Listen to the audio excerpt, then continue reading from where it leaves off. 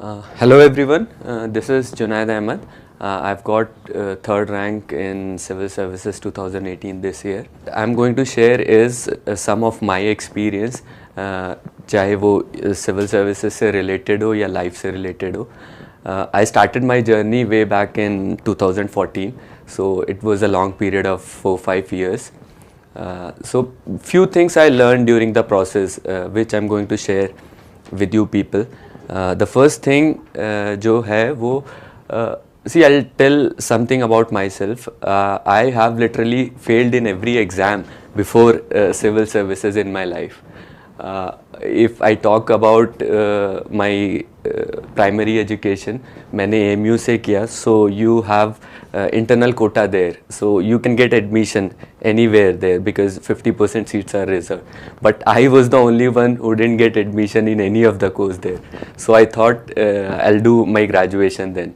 So I gave after 12th I gave this UP exam for engineering.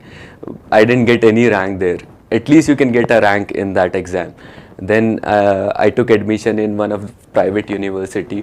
उसके बाद I did my graduation and then I thought कि जब उसके बाद job का नहीं था तो आई थॉट कि I go outside from there I do masters. So I give GRE, I give IELTS. I failed there also. I didn't get admission anywhere. At that point of time, I thought I'll go for UPSC. And you see, in 4-5 years, I cracked UPSC. Last year, I got 352, and this year, I got rank 3rd. So, जब third rank आया तो I sat in fact last year भी तो I was thinking कि what is the difference कि last इस exam से पहले भी I give many exams but I didn't clear.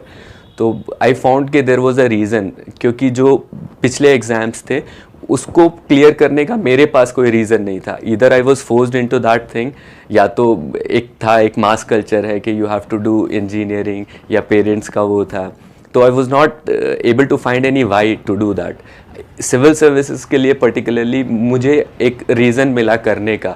एक रीडिंग मेरी हॉबी थी, तो वो उसने मुझे इसमें पूरे प्रोसेस में रखा. Then I found meaning in giving back to the society.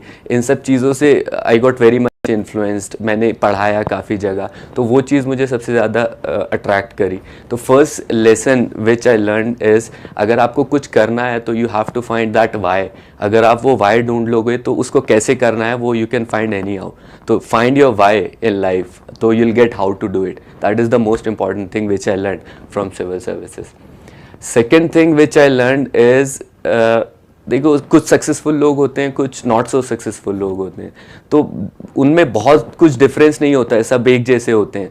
But what I have found is a basic difference is कि they never give up. Successful people, उनकी एक ही सबसे बड़ी क्वालिटी होती है. तो लाइफ में बहुत सारे फेलियर्स आते हैं. मैंने अपने लाइफ में इनफैक्ट सिविल सर्विसेज के प्रिपरेशन में प्रीलिम्स स्टेज पे, मेन स्टेज पे, इंटरव्यू पे आप कई बार फेलियर्स देखे हैं. तो आप उन फेलियर्स को कैसे देखते हो वो लाइफ में मैटर करता है. उनसे सीख के आगे बढ़ते हो. एक ऑप्शन आपके पास ये होता है, या तो उनके बाद उसको एंड ऑफ द रोड समझ के ख़त्म कर देते हो. तो फेलियर्स को देखना, किस पर्सपेक्टिव से आप देखते हो वो मैटर करता है कि आपको सक्सेसफुल रहोगे या नहीं सक्सेसफुल रहोगे. तो ये दूसरा सबसे बड़ा लेसन था which I learn from civil services preparation, and I am thankful कि आई केम इनटू इट.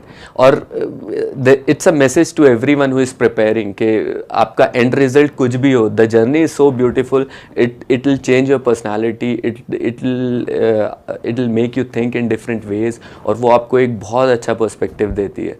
तो आपको ये कभी नहीं सोचना चाहिए कि एंड रिजल्ट क्या है नहीं है. You give your 100% in preparation, जो भी होगा बहुत अच्छा होगा.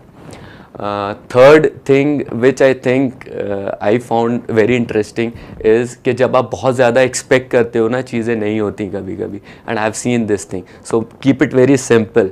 मैंने अपनी लाइफ में जैसे प्रिपरेशन का अगर बात करें तो फर्स्ट अटेम्प्ट, थर्ड अटेम्प्ट में I expected a lot of things कि ये हो जाएगा वो हो जाएगा, but it never happened. So last to last year मैंने चीज़ें छोड़ दी थी. तो ये एक चीज़ होती है कि when you don't expect the things वो हो जाती हैं.